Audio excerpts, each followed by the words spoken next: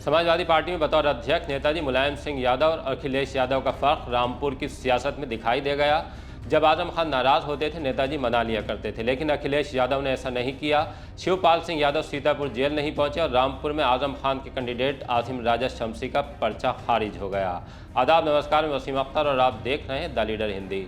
वो रामपुर जिसे नेताजी के समाजवादी पार्टी का सुप्रीमो रहते हैं अंडमान निकोबार द्वीप कहा जाता था, इसलिए कि वहाँ आजम खान जो कर रहे हैं उन्हें करने दो, बात अक्सर कही और सुनी जाती थी। लेकिन गुजरे 2 दिनों में साबित हो गया कि अब ऐसा नहीं है। जब कभी आजम खान नाराज़ होते थे नेताजी मना लिया करते थे। आजम खान को मनाने की रवायत समाजवादी पार्टी में फ़िलहाल अलविदा हो गई। राजनीति में कुछ भी मुमकिन है, इसलिए फ़िलहाल कह रहे हैं। दरअसल आजम खान चाहते थे कि रामपुर से लोकसभा का चुनाव अखिलेश यादव लड़ें।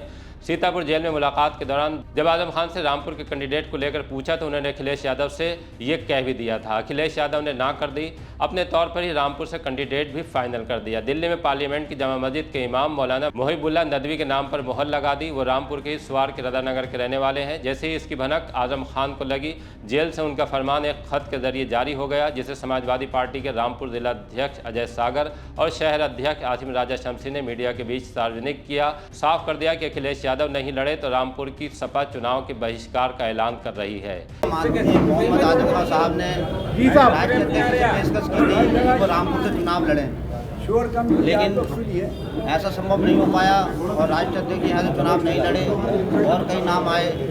इसी उपलक्ष्य में हम यहाँ की परेशानियों को देखते हुए, यहाँ की जो जनता के साथ उपचुनाव में पहले के चुनाव में जो परेशानियाँ आई हैं उनको देखते हुए, प्रशासन द्वारा जिस तरीके से परेशान किया गया है उसको देखते हुए आदरणीय आजम खान साहब के आदेश पर हम लोग इस चुनाव को बहिष्कार कर रहे हैं। हम चुनाव में नहीं जाएंगे।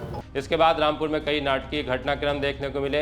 एक तो ये कि पर्चा दाखिल करने के लिए मौलाना मोहिबुल्लाह नदवी रामपुर पहुंच गए। उनके लिए सिंबल हेलीकॉप्टर से सपा प्रदेश अध्यक्ष नरेश उत्तम पटेल लेकर पहुंचे। तब पीछे से आसिम राजा शमसी भी पर्चा दाखिल करने के लिए कलेक्ट्रेट गए। जब उनसे सवाल हुआ कि बहिष्कार के ऐलान का क्या हुआ तो जवाब मिला तब और अब के हालात दूसरे हैं। ये बात उन्हीं की जुबानी सुनिए। तो कल तो कॉन्फ्रेंस करके आपने बहिष्कार किया था, तो क्या हुआ? तो वो तो जैसे हालात होते हैं, जैसी जरूरत होती है वैसे फैसले होते हैं। आज कोई फैसला हमेशा थोड़ी रहता है। ये भी जान लीजिए कि आजम खान के सवाल पर पार्लियामेंट की जामा मस्जिद के इमाम ने क्या जवाब दिया था। और आजम भाई भी मेरे मुक्तदी हैं और मैं उनके लिए दुआगो हूँ और दुआगो रहूँगा। खैर, गुरुवार को रामपुर की पिक्चर एकदम क्लियर हो गई। आसिम राजा के साथ हाफिज अब्दुल सलाम और चंद्रपाल सिंह एडवोकेट का पर्चा भी खारिज हो गया, इसलिए कि दोनों ने पर्चा बतौर समाजवादी पार्टी कैंडिडेट दाखिल किया था। क्योंकि सपा का सिंबल मौलाना मोहिबुल्लाह नदवी के पास है, इसलिए हाफिज अब्दुल सलाम और चंद्रपाल सिंह का पर्चा निपट गया। रामपुर में अब अखिलेश यादव के कैंडिडेट चुनाव लड़ेंगे। अखिलेश यादव की तरफ से आजम खान को नहीं मनाया गया। कहा जा रहा था कि शिवपाल सिंह यादव सीतापुर जेल जाकर आजम खान से आज बात करेंगे, ऐसा हुआ नहीं।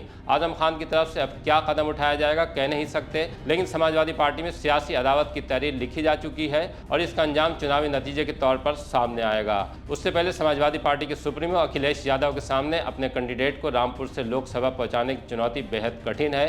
क्या होगा उसके लिए इंतजार कीजिए और तब तक देखते रहिए द लीडर हिंदी, खरी बात मजबूती के साथ।